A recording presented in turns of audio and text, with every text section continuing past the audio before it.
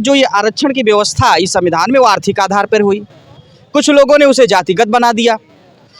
अगर आर्थिक आधार पे देखा जाए तब तो फिर अखिलेश यादव सवर्ण में हो गए, मायावती सवर्ण में हो गई। कहने का मतलब यही हमारा है कि जो व्यक्ति संपन्न हो गया, जो उस दायरे में नहीं आ रहा, ये लोग हम कह रहा हूँ कि 100 साल नहीं 1000 साल कर दिया जाए तब भी कोटा नहीं पूरा होगा, क्योंकि उसी समाज के जो बड़े बड़े लोग उनका हक खा रहे हैं, जिनको वाकई में जरूरत, जिनको मिलना चाहिए, उनको नहीं दिया जा रहा। खुद खा रहे हो, उनको दिलवाओ, उनको आगे बढ़ाओ, उनको बढ़ाने में क्या समस्या है?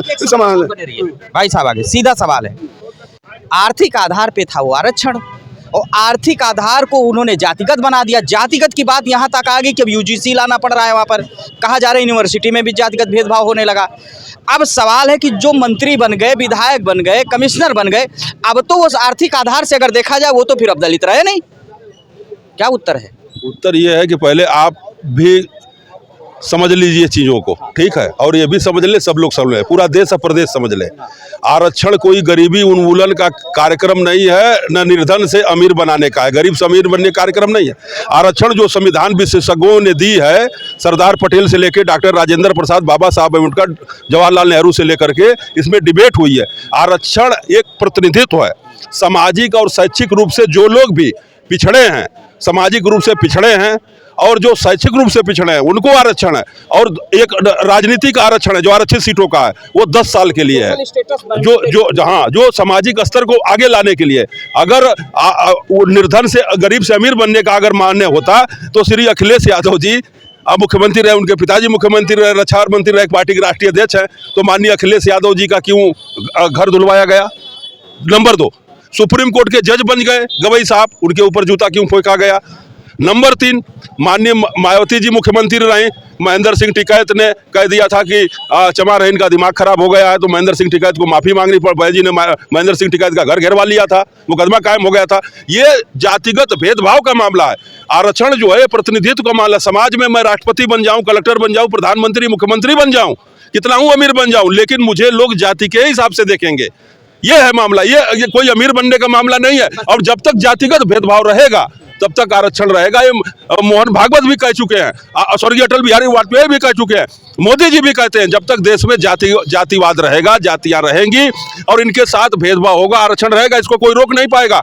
अगर आप आरक्षण खत्म करना चाहते हैं तो देश से जातिवाद खत्म करिए, छुआछूत खत्म करिए। मेरठ के अंदर देख लीजिए, अनुसूचित समाज की, जाटव समाज की महिला थी, उसकी लड़की को किस तरह से लेकर के वहाँ कुछ लोग भाग गए, पत्नी को, उनकी माँ को भी मार दिया, घोड़ी नहीं चढ़ने दे रहे हैं। राजस्थान में मटका छूने पे एक इंदर मेघवाल था, उसकी हत्या कर दी गई, 6 वर्ष का वो बच्चा था।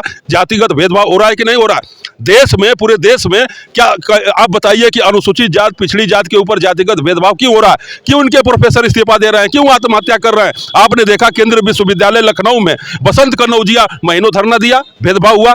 एक सोनकर बीएचयू में धरना दिया, भेदभाव हुआ। आप देख लीजिए दिल्ली के अंदर कितने प्रोफेसर सुसाइड कर रहे हैं। रोहित वेमुला क्या था?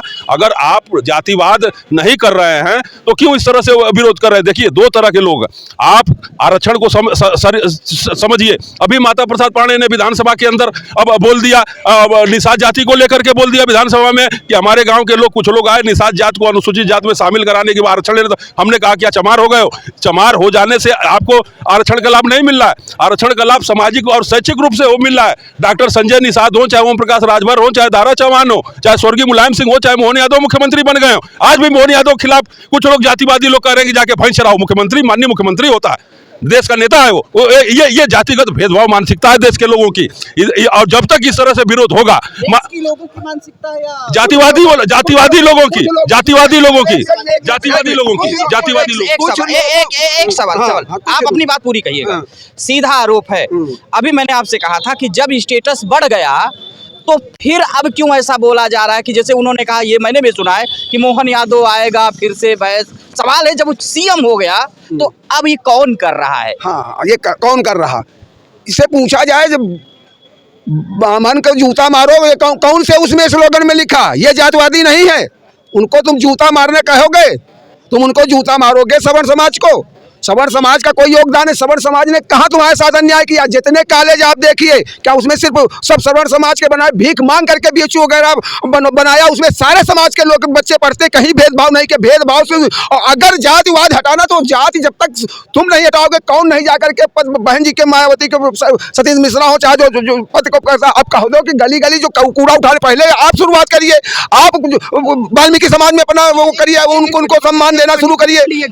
कुल मिला के जो डग्गा मार टाइप के लोग हैं उनके बयानों को ऑथेंटिक ना माना जाए, ये कहना चाहते हैं। कुछ हर समाज में, मैं कह रहा हूँ हर समाज में, चाहे सवर्ण समाज हो, चाहे पिछड़ी जात अब समाज हो, चाहे दलित समाज को, कुछ लोग ऐसे होते हैं जो वैमनस्यता समाज में फैलाते हैं। फैलाकर पूरे समाज को तो नहीं इंगित किया जा सकता, उसके आधार पे पूरे समाज को नहीं किया जा सकता। और जौन सवर्ण समाज, भाई आपको भी थोड़ा बहुत शब्दों में दुरुस्त करवाना पड़ेगा। तो वही तो कर रहा, अब हमारे जो कर रहा है ऐसा, उसके ऊपर आप कार्रवाई करिए। अभी इसका मतलब है कर आप रहे हो, हमारे पूरे बच्चे मारे जाएंगे।